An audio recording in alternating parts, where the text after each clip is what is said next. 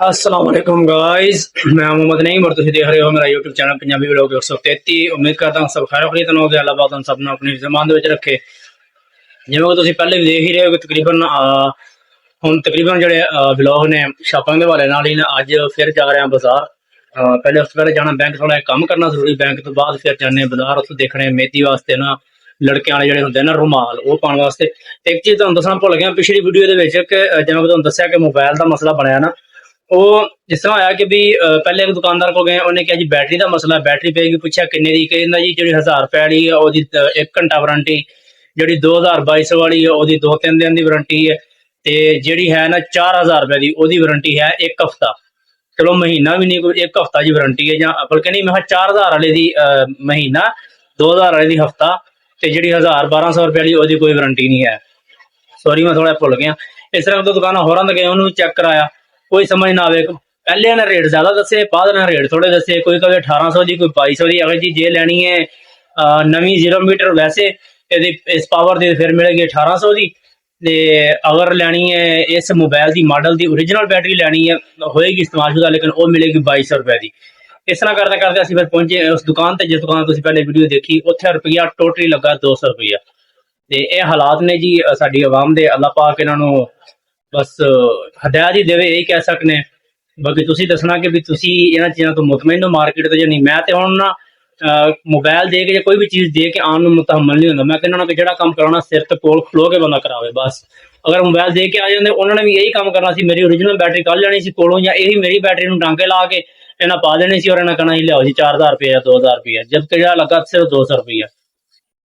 अगर तुहाडे कोलों देख के गए सां सबल जे वही चाहिए, अगर है तो ये नहीं दूसरे से ना, मतलब ए है ना जाली टाइप जहा, एक दूसरा कपड़ा सी कपड़े वाला। हाँ जी, ए वाला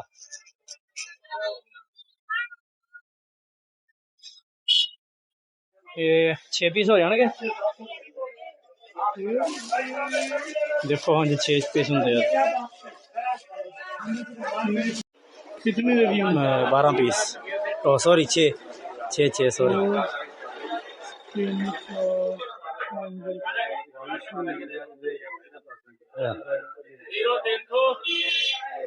की हो गया ना खर्चा पानी जी।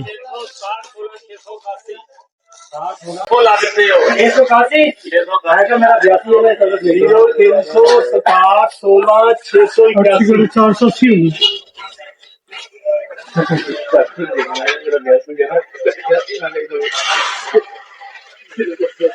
जी अरे होया ना।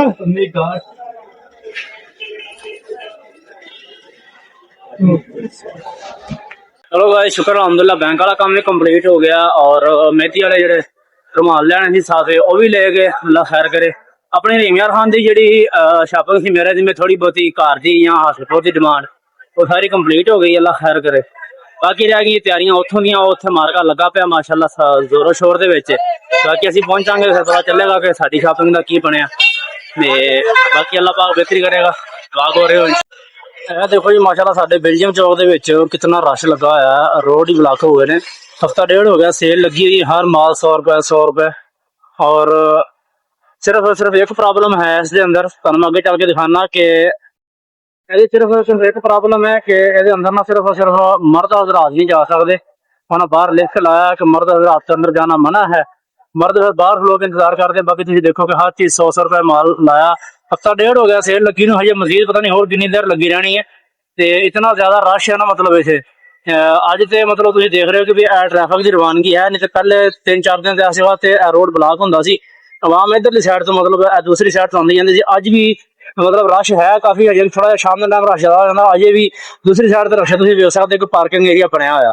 ते माशाल्लाह चलो एक भी गरीब आवाम वास्ते एक बेहतरीन ऑफर लगी कि चलो हर चीज़ 100 रुपए।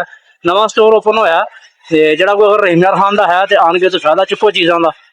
हाँ हुण आ किधर नट चले, हुण आप ब्लॉग बनाइए। हुण की कहना? हाँ जी ए आ गए जी अज मोहसन अली जट, मेहर अली जट, हसन अली जट, मोहम्मद अली जट, सारे जट इकट्ठे हो गए भाई हैं।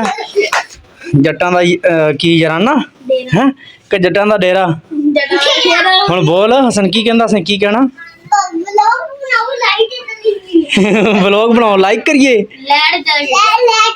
लाइट चली गई हाँ हाँ लाइट वाकई गाइस मैं जिवें अज घर पहुंचा ने जिवें ब्रेक लाई बूहे दे ते नाल ही लाइट ठुस हो गई। हैं हां सच्ची मुच्ची बनाया इधर आ सच्ची मुच्ची बनाया। चलो उम्मीद है गाइस कि तुहानू साडा अज दा छोटा जिहा एक व्लॉग एक रूटीन पसंद आई होगी। व्लॉग अच्छा लगा होवे ते कमेंट्स कर दिया करो और चैनल पहले दफा वीडियो देख रहे हो चैनल को सब्सक्राइब कर दो, नाल लगे घंटी के निशान बेल आइकन क्लिक कर दिया करो। मिलते हैं किसी नेक्स्ट अच्छी वीडियो में, तब तक अपना रखो ख्याल। अल्लाह हाफिज।